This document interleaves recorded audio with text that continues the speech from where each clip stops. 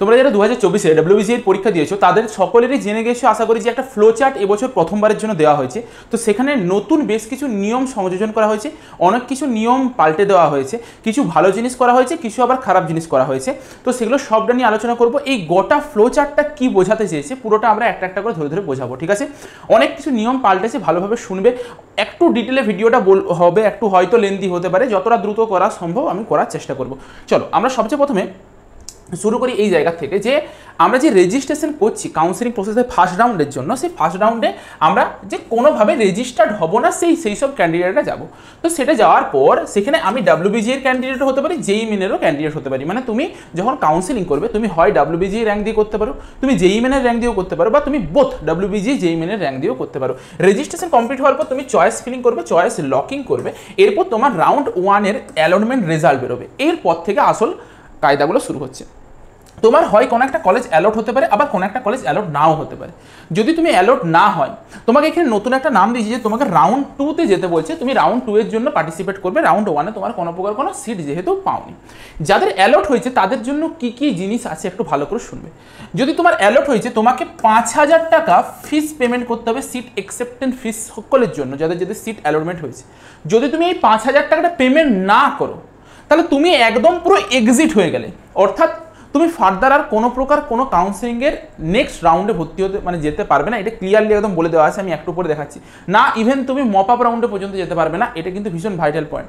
অর্থাৎ তোমার যদি প্রথম রাউন্ডে সিট অ্যালটমেন্ট হয়ে যায় তোমাকে মাস্ট 5,000 টাকা পেমেন্ট করতেই হচ্ছে, ঠিক আছে?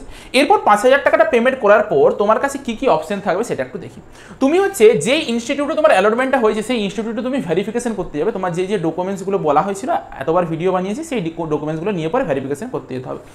ডকুমেন্টস ভেরিফিকেশনের ক্ষেত্রে কী কী জিনিস তোমার ক্ষেত্রে হতে পারে? তুমি ধরো ফিস পেমেন্টটা করেছিলে 5,000 টাকা, কিন্তু তুমি ডকুমেন্টস ভেরিফিকেশন করাতে যাওনি বা কোনোভাবে যেতে পারোনি, তাহলেও তোমাকে কি করে দেওয়া হবে? এক্সিট করে দেওয়া হবে। নট অ্যাটেন্ড করলে এক্সিট করে দেওয়া হবে, অর্থাৎ তুমি ফার্দার আর কোনো রাউন্ডে বসতে পারবে না।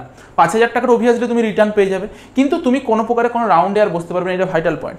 দ্বিতীয় কি, তোমার ডকুমেন্টস ভেরিফিকেশন করতে গিয়েছিলে, ডকুমেন্টস ভেরিফিকেশনটা ক্যান্সেল হয়ে গেছে। ক্যান্সেল হয়ে গেছে মানে কি? হয়তো তুমি হচ্ছে OBC A ক্যান্ডিডেট, কিন্তু তোমার OBC NCL পাওনি তুমি, তার জন্য তোমার এইখানে ডকুমেন্টস ভেরিফিকেশন ক্যান্সেল হয়ে গেছে। তো চিন্তার কিছু নেই, তোমার ডকুমেন্টস ভেরিফিকেশন ক্যান্সেল হয়ে গেলে তুমি এই রাউন্ডে, তুমি ধরো EWS ছিল কিন্তু EWS সার্টিফিকেট নেই, OBC A ছিল কিন্তু OBC NCL সাবমিট করতে পারো না, তোমরা সকলে জেনারেলে কনভার্ট হয়ে যাবে। যে তুমি কোথায় চলে যাবে? রাউন্ড 2B নাম দেওয়া হয়েছে তোমাদেরকে, একটু পরে আসছে এই জিনিসটা কি, এই নামে তোমরা চলে যাবে। সেকেন্ড রাউন্ডে তুমি আপগ্রেডেশন হবে। এরপর আরেকটা কী হতে পারে? তুমি এই ডকুমেন্টস ভেরিফিকেশন করতে গিয়ে পরে দেখা যাচ্ছে নট এলিজিবল। অর্থটা কি? যখন তুমি রেজিস্ট্রেশন করেছিলে তুমি দেখছো যে তোমার রেজাল্ট খুব খারাপ আছে এইচএসে, তুমি 45%-এর থেকে কম মার্কস পেয়েছো, কিন্তু তুমি কি করেছো? ওখানে চালাকি বিদ্যা করে পরে তুমি 50-60 মার্কস করে দিয়েছো, কিন্তু আদপে তুমি পাওনি ওরকম মার্কসটা। তখন যখন তোমার ডকুমেন্টস ফিজিক্যালি ভেরিফিকেশন হচ্ছে, ধরা পড়ে গেছো যে তুমি ভুল তথ্য দিয়েছিলে, তখন সঙ্গে সঙ্গে তোমাকে কি করে দেওয়া হবে? নট এলিজিবল করে দেওয়া হবে, তুমি সঙ্গে সঙ্গে এক্সিট হয়ে যাবে কাউন্সিলিং থেকে। কিন্তু ধরো তুমি পাস করেছো 45 বা 50% আমাদের পেলেই হয়ে যাবে। এরপর তুমি ধরো পেয়েছো 55 পেয়েছো, কিন্তু তুমি ভুল করে 56 লিখে দিয়েছো, 60 পেয়েছো ভুল করে 61 বা কিছু একটা ভুল করে 70 লিখে দিয়েছো, যা হোক কিছু ভুল করেছো। যদি তুমি পাস করে যাও, যেটা এলিজিবিলিটি ক্রাইটেরিয়া, সেটা যদি টপকে দাও, তখন তুমি সেই ভুলগুলো সংশোধন করতে পারবে ফার্স্ট রাউন্ডে যেই কলেজ পাবে, ঠিক আছে? যদি তোমার নামের বানান ভুল থাকে, ডেট অফ বার্থ ভুল থাকে, যদি কোনো কিছু ভুল থেকে থাকে, এপিডেভিট বানাবে, এপিডেভিট বানিয়ে পর নিয়ে যাবে, তোমার এখানে সংশোধন করে দেওয়া হবে। এটা হচ্ছে তোমার কারেকশন রাউন্ড, যদি প্রথম রাউন্ডে তোমার অ্যালটমেন্ট হয়ে থাকে। এরপর তোমার কাছে আর একটা কি হতে পারে? যে তোমার ডকুমেন্টস ভেরিফিকেশন সাকসেসফুলি হয়ে গিয়েছে, যে তুমি সাকসেসফুলি ডকুমেন্টস তোমার সব ঠিকঠাক আছে।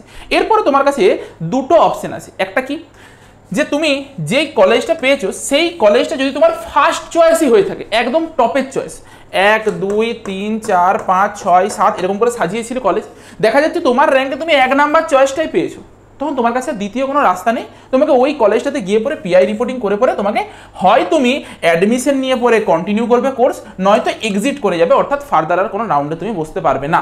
এতটা আসার পরেও যদি তোমার কলেজ পছন্দ না হয় তাহলে তোমার কিছু করার নেই। তুমি যেহেতু 1 নাম্বার রাউন্ডে পেয়ে গিয়েছো, 1 নাম্বার চয়েস পেয়েছো, তুমি আর কিচ্ছু চেঞ্জ করতে পারবে না। তোমাকে ওই কলেজে হয় অ্যাডমিশন নিতে হবে, নয়তো কাউন্সিলিং থেকে বেরিয়ে যেতে হবে, কোনো প্রকারের অন্য কোনো কাউন্সিলিংয়ে যেতে পারবে না। নেক্সট কী হতে পারে তোমার কাছে? তুমি আদার চয়েসের মধ্যে পড়েছো, অর্থাৎ 2 থেকে 7-এর মধ্যে বা তার নিচে কোনো একটাতে আইছো।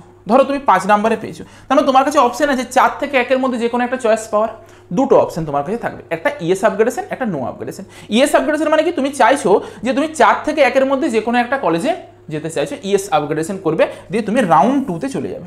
যদি তুমি নো আপগ্রেডেশন করো, নো আপগ্রেডেশন করে পরে তুমি যে ইনস্টিটিউটটাকে চয়েস করে নিলে, নো আপগ্রেডেশন মানে কি তুমি 5 নাম্বার কলেজটা পেয়েছো, তুমি 5 নাম্বার কলেজটাতে কি নিতে চাইছো, অ্যাডমিশন নিয়ে নিতে চাইছো, আর কোনো কিছু দেখতে চাইছো না। যাবে ওই কলেজে, রিপোর্টিং করবে, ফিজিক্যাল একটা ভেরিফিকেশন হয়, ডকুমেন্টস ভেরিফিকেশন আরেকবার, তারপরে পেমেন্ট করবে কলেজের যেটা ফিস, জয়েন করে নেবে, কোর্স কন্টিনিউ করবে। আর যদি জয়েন না করো, কাউন্সিলিং থেকে একদম সম্পূর্ণভাবে বাদ। এইটা হয়ে গেল আমাদের ফার্স্ট রাউন্ডের খেল। এরপর এইখানে দেখো আমরা রাউন্ড 2A বলে একটা জিনিস দেখেছিলাম, আর এখানে 2B বলে একটা জিনিস দেখেছিলাম। 2A জিনিসটা কি ছিল, যে যারা কোনো প্রকার কোনো কলেজ পায়নি প্রথম রাউন্ডে। 2Bটা কি ছিল, যাদের ফিজিক্যাল ভেরিফিকেশন করাতে গিয়ে ডকুমেন্টস ভেরিফিকেশনে কিছু পরিমাণে ভুল ছিল, কোনো তোমার কন্টিনিউ হয়নি, যেটা ক্যান্সেল হয়ে গেছে, তাকে জেনারেলে কনভার্ট করে দেওয়া হয়েছে। তো সেইখানে তারা এই জায়গাতে চলে আসবে। এখানে চলে এলো 2A, 2B, আর এটা হচ্ছে 2C। দেখাচ্ছি আমি কি জিনিস। 2A প্রথম জিনিসটা কি, যাদের কোনো আগে কোনো কলেজ পায়নি, হতে পারে এবারের জন্য সে প্রথমবারের জন্য ফ্রেশ অ্যালটমেন্ট পেল, অর্থাৎ প্রথমবারের জন্য সে হচ্ছে একটা কলেজ পেয়েছে। এরপর সে কোথায় যাবে, তার কাছে কি অপশান আছে দেখো। তার কাছে অপশান আছে যে সে ফিস অ্যাকসেপ্টেন্স, যেটা 5,000 টাকাটা তাকে দেওয়ার কথা, সেই 5,000 টাকাটা সে দেবে, আবার না দিতেও পারে। যদি সে 5,000 টাকাটা না দেয়, তাহলে সে কি করে নিল, সে হচ্ছে এক্সিট করে নিল। কিন্তু যদি সেই 5,000 টাকাটা দেয়, আবার সেম ধরনের ঘটনাটা হবে। দেখো খুব ভাইটাল জায়গা, সে পে করলো কিন্তু ফিজিক্যাল ভেরিফিকেশন করাতে গেল না, কোথায় ডকুমেন্টস ভেরিফিকেশনটা করাতে গেল না, তাহলে সঙ্গে সঙ্গে সে এক্সিট হয়ে যাবে, আর কোথাও যেতে পারবে না। দ্বিতীয় জিনিস, তার ডকুমেন্টস ভেরিফিকেশন, এটা কাদের জন্য, যাদের প্রথমবারের জন্য অ্যালটমেন্ট হয়েছে, ডকুমেন্টস ভেরিফিকেশন কোনোভাবে হলো না, ডকুমেন্টস ভেরিফিকেশন কী হয়ে গেল, ক্যান্সেল হয়ে গেল। সে আবার মপ আপ রাউন্ডে যাবে, ডকুমেন্টস ভেরিফিকেশন কোনোভাবে ভুল হয়েছে। ধরো আমরা দেখেছিলাম ফার্স্ট রাউন্ডে ওবিসি এর ঘটনাটা ঘটেছিল, ওবিসি এনসিএল নেই বা ইডাব্লিউএস নেই, সেই ক্ষেত্রে তাকে নেক্সট রাউন্ডে, সেকেন্ড রাউন্ডে আবার জেনারেলে কনভার্ট করে দেওয়া হয়েছিল। তাহলে যাদের সেকেন্ড রাউন্ডে প্রথমবারের জন্য অ্যালটমেন্ট হলো, তাদেরকে কী করা হবে, তাদেরকে হচ্ছে তোমার মপ আপ রাউন্ডে এই সুযোগটা দেওয়া হবে, তারা হচ্ছে মপ আপ রাউন্ডে যাবে, সেই মপ আপ রাউন্ডে তারা এটা পাবে। এরপর তুমি ডকুমেন্টস ভেরিফিকেশন করতে গিয়ে পরে কি দেখছো, যে নট এলিজিবলও হতে পারো। তুমি কি হতে পারো, নট এলিজিবল, অর্থাৎ তোমাকে যেটা দেখলে যে তোমার ধরো এইচএসে মার্কস ভালো নয়, কিন্তু তুমি দিয়ে দিয়েছো, তখন তুমি কি হয়ে যাবে, এক্সিট হয়ে যাবে। আচ্ছা, এরপর কি হতে পারে, ডকুমেন্টস তোমার অ্যাকসেপ্টেড হয়ে গেল, অর্থাৎ তোমার সব ডকুমেন্টস ক্লিয়ার আছে, একদম সুন্দরভাবে সব আছে। তুমি একবার যদি ডকুমেন্টস ভেরিফিকেশন করে নাও, তোমাকে দ্বিতীয়বার ডকুমেন্টস ভেরিফিকেশন করাতে হবে না, করে নিলে ডকুমেন্টস ভেরিফিকেশন অ্যাকসেপ্ট হয়ে গেল। তোমার যদি যে চয়েসটাতে তুমি কলেজটা পেয়েছিলে, সে যদি ফার্স্ট চয়েসের কলেজ হয়ে থাকে, তাহলে তোমাকে ওখানে গিয়ে পরে হয় অ্যাডমিশন নিতে হবে, নয়তো এক্সিট। আরেকটা দ্বিতীয় কি, যদি তোমার আদার চয়েসের কোনো কিছু হয়ে থাকে, এখানে যে বড় চেঞ্জটা করেছে, সবচেয়ে বড় আপডেট, যেটা এত বছর ধরে সব স্টুডেন্টদের মাথা খেয়ে রেখেছিল, সেই জিনিসটা এখানে চেঞ্জ করেছে। যে সাপোজ ধরো 1, 2, 3, 4, 5, 6, 7, 8, 8টা কলেজ আছে, তুমি 6 নাম্বার কলেজটা পেয়েছো। এইখানে ব্যাপারটা ছিল কি, সেকেন্ড রাউন্ডে আগের বছর পর্যন্ত তুমি হয় 6 নাম্বার কলেজটাতে অ্যাডমিশন নেবে, নয়তো তোমাকে ওই 6 নাম্বার কলেজে ছেড়ে দিতে হবে। যদি তুমি ছেড়ে দাও, তাহলে তোমার হাতে আর কোনো কলেজ রইল না, তবে পরে তুমি মপ আপ রাউন্ডে বসতে পারবে। আর যদি তুমি একবার কলেজে অ্যাডমিশন নিয়ে নাও, তখন কিন্তু তুমি আর মপ আপ রাউন্ডে যেতে পারবে না। এটা আগের বছর পর্যন্ত নিয়ম ছিল, কিন্তু এবছর নিয়মটা চেঞ্জ হয়েছে, যেখানে বলা হয়েছে যে তোমার যদি আদার কোনো চয়েস পড়ে থাকে, অর্থাৎ তুমি 6 নাম্বারে পেয়েছো, এইটা বাদ দিয়ে 1 নাম্বার বাদ দিয়ে আদার যে কোনো চয়েস পড়ে থাকুক, তোমার কাছে দুটো অপশন আছে। একটা কি, যে তুমি নো আপগ্রেডেশন করে পরে ইনস্টিটিউটে ভর্তি হয়ে গেলে, যে ওই কলেজে অ্যাডমিশন নিলে। আর একটা ইএস আপগ্রেডেশন করে পরে তুমি মপ আপ রাউন্ডে যেতে পারো। ইএস আপগ্রেডেশন করে পরে তুমি কোথায় যেতে পারো, মপ আপ রাউন্ডে যেতে পারো। এইখানে মজার বিষয়টা কি, সবচেয়ে ভালো সাজেশন কি থাকবে, তুমি যেই কলেজটা এখানে পাচ্ছ, খুব ভালো করে মন দিয়ে শুনবে, যেই কলেজটা এখানে পাচ্ছ, সেই কলেজটাতে চেষ্টা করবে ভর্তি হয়ে যাওয়ার। এরপর যদি তুমি দেখছো যে তোমার র্যাঙ্কটা অনেক ভালো আছে, তুমি পেয়ে যেতে পারো, ভালো রকমের চান্স আছে, কাট অফ র্যাঙ্কটা দেখলে আগের রাউন্ডে কত কি গিয়েছে, অফিসিয়াল সব ডেটা দিয়ে দেয়, তার মতন তুমি ডিসিশন নেবে। যদি দেখো যে অনেক দূরে রয়েছো, তাহলে রিস্ক নাও না। যদি দেখো যে কাছাকাছি কাট অফ র্যাঙ্কের মধ্যে রয়েছে, তাহলে রিস্ক নিয়ে পরে তুমি মপ আপ রাউন্ডে চলে যাবে। এরপর এইখানটাতে মপ আপ রাউন্ডে যখন চলে গেলে, তোমাকে দেখাচ্ছি এরপরে একটা ঘটনা কী হবে। বাকি হচ্ছে সেম জিনিস, যে যাদের হচ্ছে ইয়েস আপগ্রেডেশন হয়েছিল আগের রাউন্ডে, ইয়েস আপগ্রেডেশন হয়ে পরে কোনো একটা রাউন্ডে আবার একটা নতুন কলেজ অ্যালট হয়েছে, বা আগের কলেজই অ্যালট হয়েছে, এই ঘটনাটা একই জিনিস ছিল। কিন্তু এটাই হচ্ছে সবচেয়ে বড় ব্যাপার, যে যদি তোমার কোনো প্রকার কোনো আপগ্রেডেশন না হয়, আগের রাউন্ডে একটা কলেজ পেয়েছিলে, এই রাউন্ডে কোনো প্রকার কোনো আপগ্রেডেশন হয়নি, অর্থাৎ আগের কলেজটাই পড়ে আছে, তুমি কি করেছো, তুমি পিআই রিপোর্টিংটা করোনি। পিআই রিপোর্টিং মানে কি, ইনস্টিটিউটের রিপোর্টিং, যে কলেজে তুমি ভর্তিটা, সেই ভর্তিটা তুমি করোনি, তখন তোমাকে কি বলা হয়, তুমি মপ আপ রাউন্ডে চলে যেতে পারবে। কিন্তু ভর্তি হয়ে গেলে, ইনস্টিটিউটে তুমি ভর্তি হয়ে গেলে, এইখানে একটা খুব ভাইটাল জিনিস দেখা আছে, all candidates allotted seat in round 1 and round 2 except exit and admitted candidate. যদি তুমি কোনো প্রকারে কলেজে অ্যাডমিশন নিয়েছো, তুমি কিন্তু আর কোনো প্রকারে মপ আপ রাউন্ডে ভর্তি হতে পারবে না। আর যারা এতক্ষণ ধরে এক্সিট ওয়ার্ডটা দেখছিলাম না, তারাও আর মপ আপ রাউন্ডে আসতে পারবে না। কারা মপ আপ রাউন্ডে আসতে পারবে? তুমি এইখানে রিপোর্ট করনি, অর্থাৎ কোনো কলেজে অ্যাডমিশন নাওনি, কলেজ পেয়েছিলে সেকেন্ড রাউন্ডে বা ফার্স্ট রাউন্ডে কলেজ পেয়েছিলে, কিন্তু কলেজে কি করেছো, অ্যাডমিশন নাওনি, তখন তুমি কি করতে পারো, তুমি মপ আপ রাউন্ডে যেতে পারো। কিন্তু এইখানে এক্সিট যদি হয়ে যায়, এই পিআই রিপোর্টিং করে পরে ফার্স্ট চয়েসটা যদি তোমার পেয়ে থাকো, দিয়ে এক্সিট হয়ে গেলে, তখন কিন্তু হবে না। তুমি আপগ্রেডেশনের ক্ষেত্রে হতে পারে, অর্থাৎ তোমার 1 থেকে 7-এর মধ্যে তুমি 6 নাম্বার কলেজটা পেয়েছিলে, তার উপরের যেগুলো ছিল সেগুলোর জন্য পসিবল। যদি তুমি 6 নাম্বার কলেজে তোমার অ্যালটমেন্ট হয়েছিল, তো সেই ক্ষেত্রে তুমি তার আগে অনেক কলেজ থাকলে তুমি মপ আপ রাউন্ডে বসতে পারো। কিন্তু যদি তোমার অ্যালটমেন্টটা 1 নাম্বারটাতে হয়ে থাকে, তুমি কলেজে ভর্তি হতে গেলে না, তখন কিন্তু তুমি এক্সিট হয়ে যাবে, আর মপ আপ রাউন্ডেও বসতে পারবে না, এটা মাথায় যেন থাকে। এরপরে এই জায়গাটাতে ভালো করে দেখো। দ্বিতীয় জিনিস কি, not allotted in round 1 and round 2, মানে কোনো দিনই এখনো পর্যন্ত সে কোনো কলেজই পায়নি। আর এটা কি, যারা এখনো পর্যন্ত কোনো দিনও জীবনে রেজিস্টারই করেনি, অর্থাৎ ফার্স্ট রাউন্ড সেকেন্ড রাউন্ড কোনো কাউন্সিলিংয়ে সে পার্টিসিপেট করেনি, সকলেই যেতে পারে। মপ আপ রাউন্ডে এইটা সম্পূর্ণভাবে একটা অপশনাল রাউন্ড। তোমাকে মপ আপ রাউন্ডে কী করতে হবে, রেজিস্ট্রেশন করতে হবে আর চয়েস ফিলিং করতে হবে। অর্থাৎ তুমি নতুনভাবে আবার বেশ কিছু কলেজকে চয়েস করতে পারো তোমার নিজের পছন্দ মতো। ধরো তুমি ফার্স্ট রাউন্ড বা সেকেন্ড রাউন্ডে চয়েস ফিলিংটা ভুল করেছিলে, তুমি মপ আপ রাউন্ডে এসে পুরো সংশোধন করতে পারো। আর তুমি চয়েস লকিং বা তুমি পেমেন্ট করা আর করে 200 টাকা ফিস পেমেন্ট করতে হবে, সেটা তোমার করতে হবে। এরপর তোমার অ্যালটমেন্ট রেজাল্ট বেরোবে। যদি তোমার নতুন একটা কোনো অ্যালটমেন্ট হয়ে থাকে, তাহলে সেই কলেজে রিপোর্টিং করতে হবে, দিয়ে তোমাকে হয় ইনস্টিটিউটে ভর্তি হবে, নয়তো ভর্তি হবে না। ঠিক আছে, এটা কাদের জন্য, যাদের আগে ডকুমেন্টস ভেরিফিকেশন হয়ে গেছে, আর কোনো তাদের চিন্তা নেই। দ্বিতীয় জিনিস কি, যাদের not reported in second round but আপগ্রেডেশনের জন্য অপশনটা চয়েস করেছিল, আর সেকেন্ড রাউন্ডে তুমি যাওনি, রিপোর্ট করেনি ইনস্টিটিউটে, কিন্তু আপগ্রেডেশন করতে চেয়েছিলে, মানে মপ আপে যেতে চেয়েছিলে, তাদেরকে কী করতে হবে, আবার ইনস্টিটিউটে যেতে হবে। হতে পারে তুমি আগে যেই কলেজটা পেয়েছিলে সেই কলেজটাই তোমার আছে। এটাই সবচেয়ে মজার বিষয় করেছে, আগে এই জিনিসটা থাকেনি।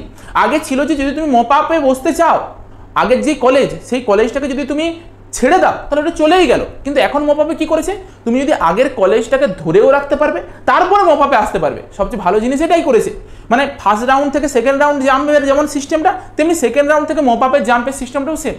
যে তোমার যদি মনে হয় যে তুমি মপ আপ রাউন্ডে যাবে, তুমি সেকেন্ড রাউন্ডে একটা কলেজ পেয়েছিলে XYZ, সেই কলেজটা তোমার নামে থাকবে। তারপরে যদি তুমি কোনো একটা নতুন কলেজ অ্যালট হয়, তাহলে তুমি সেই নতুন কলেজে পেয়ে যাবে, তখন আর এই কলেজটা তোমার হাতে থাকবে না।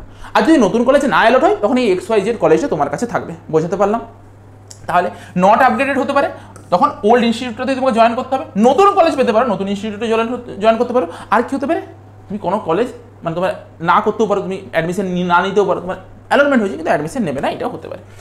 ফ্রেশ অ্যালটমেন্ট যাদের হবে, একদম পুরো নতুন চকাচক অ্যালটমেন্ট হলো, কোনোদিনও জীবনে কোনো কলেজই পায়নি, ফার্স্ট রাউন্ড সেকেন্ড রাউন্ডে এই প্রথমবারের জন্য অ্যালটমেন্ট পেয়েছে, তাকে কি করতে হবে, অ্যাকসেপ্টেন্স ফিস 5000 টাকা দিতে হবে, যে কোনোদিন অ্যালটমেন্ট হয়নি। তারপরে ডকুমেন্টস ভেরিফিকেশন করতে হবে, এরপর সঙ্গে সঙ্গে তাকে ওই ডকুমেন্টস অ্যাকসেপ্ট করে পরে পিআই রিপোর্টিং করতে হবে। যদি ডকুমেন্টসে কিছু ভুল থাকে, ব্যাস গেল, একদম এক্সিট হয়ে যাবে, ক্যান্সেলেও এক্সিট হয়ে যাবে, আর নট পেডেও এক্সিট হয়ে যাবে। মপ আপের পরে আর তোমার কাছে কোনো সুযোগ নেই। এই ছিল তোমাদের পুরো ফ্লো চার্ট।